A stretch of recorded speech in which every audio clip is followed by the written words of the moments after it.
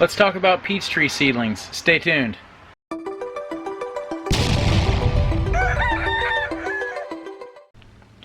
Hey guys, welcome to Farm Alarm. My name's Tracy. Today we're in the greenhouse and we're going to be planting some peach trees. And you might be thinking, well, why are you planting peach trees in your greenhouse? Aren't they going to get too big? And you're going to have to just transplant them outside eventually anyway, right? Well, what I'm talking about is a peach tree seedling. And this is actually where if you have a mature peach tree that's growing peaches, and those peaches that you don't consume, or that fall off the tree, or maybe an animal eats them, either way they wind up on the ground, right? Well, what happens is those pits, they will go down into the ground, and over the winter they'll split that hull open. Whenever you see a peach seed or a peach pit, it kind of looks like maybe a brain, or it's real jagged and and it's probably about this big around. Well, what that is actually not the seed. That's what I'm going to call is the hull. Inside of it looks like a giant pumpkin seed, and that is actually the peach seed. And what happens is, like I said, that hull splits open, and that seed is going to germinate in the ground. And it grows roots, it grows a sprout, and up pops a seedling. And that's how basically all trees will grow, whether it's a walnut or whatever, whatever kind of seed or nut that it produces, then it's going to produce that tree off of that seed. And today we're talking peach trees. So a week ago, just over a week ago, my neighbor, he had said, hey, if you're interested in some more peach trees this year, I know you came up last year and got those Indian blood peach seedlings from us, you're more than welcome to come get some more. And I said, well, we got quite a bit of peach seedlings last year from you. If you guys see behind me right here, you can see those peach trees that we got last year, and those are ready to be planted right now. They've actually were ready to be planted probably over winter, but long story short is we kept them in the greenhouse, and they grew really well last year. And we actually pruned them in the fall and made them a lot shorter. Well, they just kept growing. I mean, it's in the greenhouse, and the environment in here was really nice all winter long. And we had our wood stove plumbed into this, and our wood furnace plumbed into this greenhouse. And so it's in here. It's warm. We've got artificial light as well. Peach trees kept growing. Well, they were dormant in their dormant stage. Well, eventually, before spring even hit, they started to bud out, and I thought, oh no, I cannot be putting these out right now, because it's still freezing outside, and it'll just kill those peach trees. So they're still in here, and I've just been way too busy right now to get them planted, but now is the time to be planting those. But for right now, we've got these peach seedlings that like I said, my neighbor had said, come on up here, we've got some more varieties. Like I said, those right there were the Indian blood peach, and the other ones were a white peach and a yellow peach. And I think he said he couldn't guarantee what I got, but we think what I got was a white peach. The difference between those is they had last year when we were digging those up, they had brought out some peaches that were that they harvested, and they peeled them and everything. Well, that the Indian blood peach, the seed or the pit wasn't clean, and so it had bits of peaches just strung all over to it, where this white peach, the pit was clean. You could peel all of that peach right off of it. And I'm not too savvy on the peach tree terminology, so correct me in the comments below, but they had said something about clean or cling peach. So anyway, let me know in the comments below what exactly I'm talking about. But anyway, today we've got a good handful of these peach tree seedlings, and we've just had them in a bucket of water for the last week, and we did that last year, and it worked out well. Well, right now you can tell that they are ready to be planted, and so we're going to plant them in one of our planters. And you can see right here we've got some molasses tubs where we've got some tomatoes growing over here, some tomato plants, and we're going to plant these in the molasses tub. It's got some really good composted soil, just like we planted both of those over there. And those things are, like I said, they are ready to be put outside. And so we've got enough that we're going to fill this up, and we might have to rough that up and plant some in there as well. But anyway, let's go ahead and talk about these peach tree seedlings real quick. So you can just see that they're a really small tree, and you can see the roots on them. They're kind of a bare roots right now. Well, they when we dug them up, they were full of dirt, and you know, we didn't really take the dirt off the roots, but as they were setting in the in that bucket of water, it kind of softened up all that dirt that was on there, and most of that dirt had came off of that. So you want to be careful whenever you're putting them back into the dirt, not to really jack the roots up, and so make sure it's good and you get good loose wet soil as you're putting these back in there, but you'll have no problems. But I mean, let's compare this tree right here. This is kind of one of the bigger ones, so let's compare this little seedling to these over here. And like I said, I did prune these things, so I don't really want to compare height, because honestly these things would have been probably twice as high if I wouldn't have pruned them, and right now the majority of these are pretty close to 3 foot. But let's compare the stalk. All right, so you can see the stalk of last year's root, or last year's tree, compared to this year's tree. So there's last year's, this is this year's, and this right here was the exact same size as this whenever we harvested them, or whenever we pulled them up out of the ground.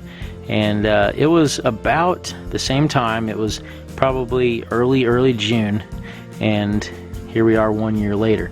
So these things are really suffering, probably because they really need to be in the ground. I'm sure they're getting root bound, and we just haven't had time. And it's been so dry here, and we're so excited. We just got some rain today, hallelujah. It's been so dry here, and you know, you try to stick a shovel in the ground and the thing's gonna bend in half or break. So we're definitely gonna be able to get these these older peach trees in the ground, so they don't continue to get root bound. But let's go ahead and start to get these in the planters here. Well, like I said, the first thing, you want to make sure that you're going to have some really nice loose soil, and that's exactly what we've got in these molasses tubs. And if you guys haven't, if you're not familiar with these molasses tubs, or if you're new to our channel, this is what we really grow in the most here in our greenhouse. And if you don't know what a molasses tub is, it's not, it's not like molasses that you would get at your store. Molasses is a feed or a mineral substitute that you give to, majority of time you give that to cows and or to your cattle. And so what it is called a molasses lick, and it's just a hard mineral or hard substance that that the feed company pours in hot, and coming in hot, and they pour it in, and it hardens up, and then basically it's a lick, or kind of like a salt lick or a mineral block lick, if you've seen those. Kind of the same concept, and you set it out in the field, and then your cattle can come up to it and just kind of lick it all out until it's all gone. And what happens is, a lot of times that farmers will just be left with these tubs, and they're kind of a nuisance to them. You know, they don't really know what to do with them, and so a lot of times they will actually just give them away to you. So if you know any cattle farmers in your area, just go up to them. Don't be shy, and ask them, hey, do you have any molasses tubs? And if you do, can I have some? And even if you had to pay like $5 a piece for them, totally worth it.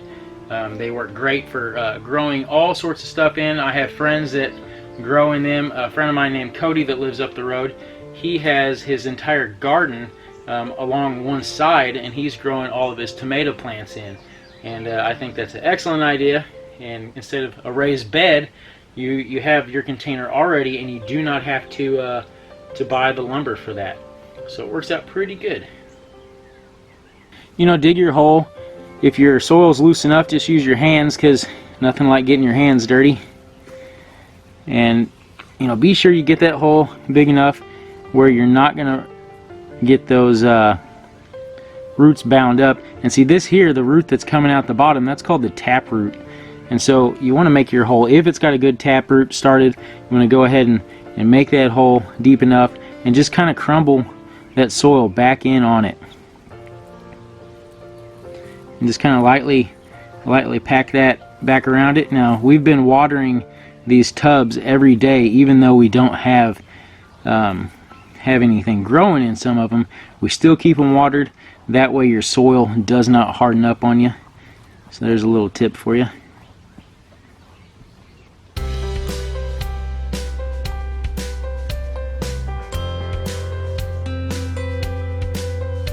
Hey, like I said a while ago, if you guys are new to our channel, we are in the greenhouse, and this is a greenhouse that we built out of a carport. You kind of see the legs right here, and out of a 20 by 20 tri-state carport. I've got an entire video on how we built that. I will leave a link to that right up here. Pretty cool. It's a double layer greenhouse, double layer of plastic, and it's inflated in between, has a great insulation properties, but it does get pretty hot in here. And speaking of that, you can see right up here we have our shade cloth on. We just got the shade cloth on about a week ago, and things, oh man, it was getting so hot. We're only into late June right now, and things were so hot in here. Even though we do have a fan, you see we've got an exhaust fan right here. On the door over here we've got a nice intake, so the air comes in, but it was still getting so hot in here, and things were going to bolt. I mean, look at the carrots over here. I've never had too much good success with growing carrots, but this year we have grown some carrots and they are doing good. And look at these right here. They're so tall, and these are our transplants, and they're a little stunted, but I picked one the other day. I'll put a picture up, and it was really strange looking. Since we are in the greenhouse, I figured I'd show you a little bit more around. Right here we got one of them soil blockers off Amazon. Those things are super handy, and this was our first attempt of making our own soil blocks. And growing in here is a bunch of Brad's, nope, I thought they were called Brad's Atomic. Okay, Atomic Grape Tomato, and the sun has faded that out a little bit, but they're supposed to be really cool looking. And this is a black cherry tomato. I got some of those whenever we went and visited Doug and Stacy last May, and we grew those in here. And look over here. So like I said, we have these tubs. This is what we grow our tomatoes in, and we string them up. You see up top here we've got some, got some strings attached to the ceiling, and so instead of using cages, I'll bring a string down and just kind of wind that around the plant, and as the plant's growing, wind that back around the string, and those plants can get 7-8 foot tall, and they can branch out, and as the branches come out we wrap strings around them instead of putting tomato cages on them. And anyway, it just allows it to get more sunlight, and I think that it bears more fruit. Well, anyway, those cherry tomatoes, those black cherry tomatoes, they were huge. I mean, to me that's a big cherry tomato. So they were, 2 to 3 times the size of the average cherry tomato. So guys, if you got any comments or questions, leave them below, and we will see you on the next video.